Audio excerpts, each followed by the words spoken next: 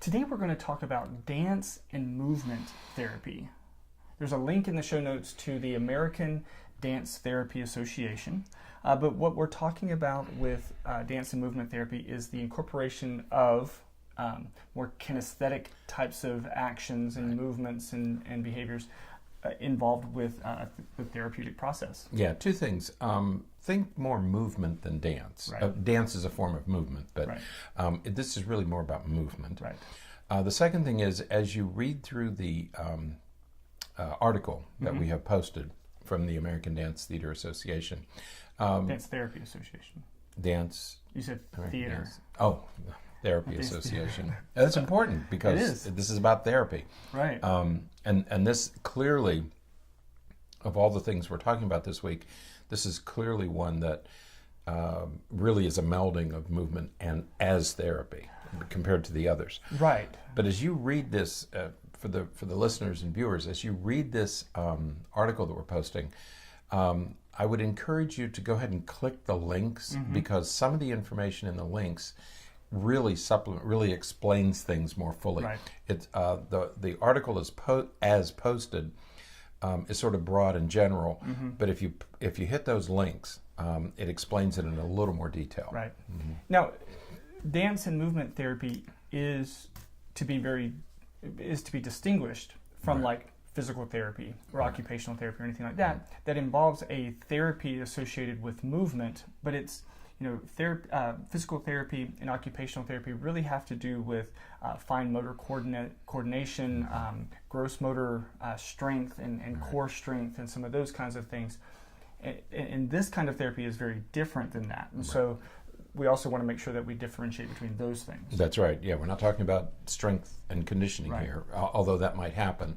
We're really talking about, and this is where it gets a little bit complicated, we're really talking about the integration, for lack of a better word, of body, mind, and spirit. Right.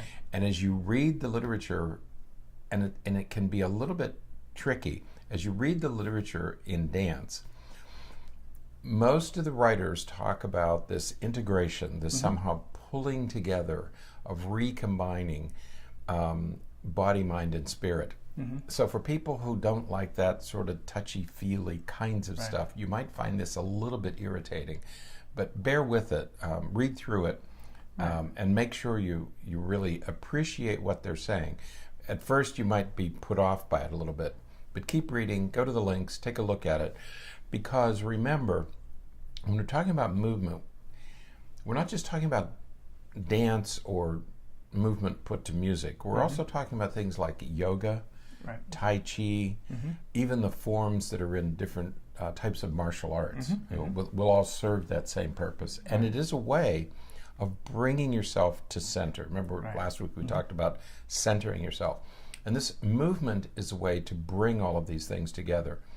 And once again, as with the other forms, if you're focusing on a well-choreographed or very disciplined kind of movement, like Tai Chi, or even the forms, I remember when my son did Taekwondo, he said it really helped him learn how to attend better because he had to focus so deeply to do the forms correctly and in the right order. So it's a very disciplined kind of movement that forces you to get centered and forces you to be a little more mindful and thoughtful. Right.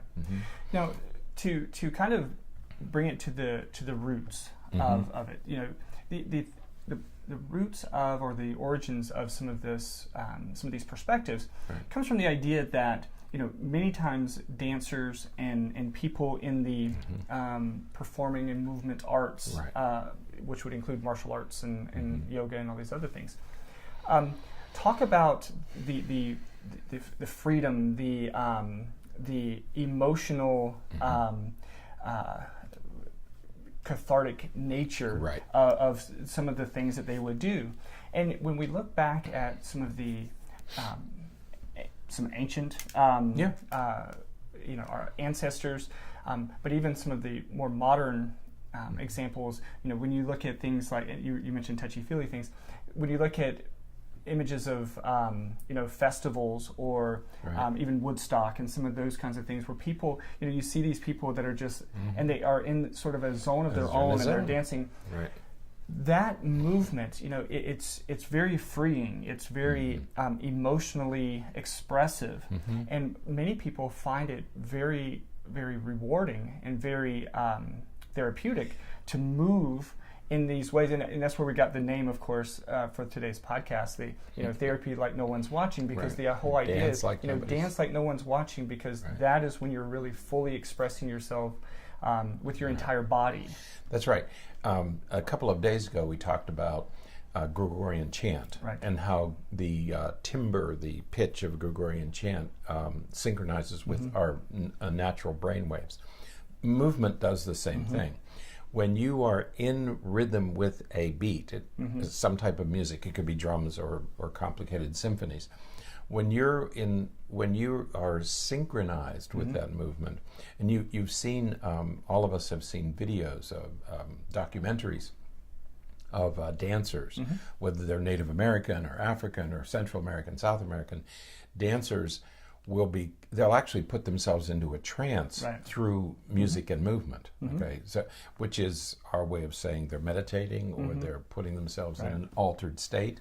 So it has a very done this way, movement or dance has a profound effect on our mental state, and that's what they're talking about here. Absolutely. So go, bear with it, read through it, and because it's all happening at another level.